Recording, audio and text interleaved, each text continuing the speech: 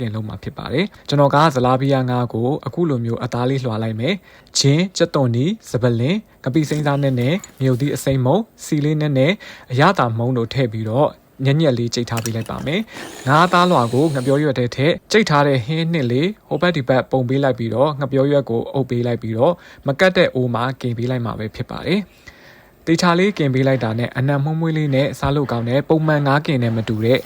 ပီနန်းငါးကင်လေးရပြီဖြစ်ပါတယ်ခင်ဗျာပိတ်ရက်တွေမှာချစ်ရတဲ့သူတွေနဲ့စားဖို့အတွက်အခုလိုမျိုးလေးလှုပ်ရှားကြည့်ဖို့ကျွန်တော်ကတော့အကြံပေးပါတယ်ခင်ဗျာစားလို့အရန်ကောင်းထိမိကွေပါပဲခင်ဗျာ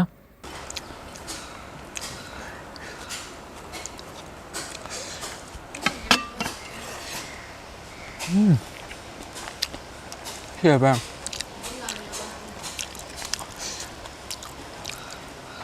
တော့ကောင်းတယ်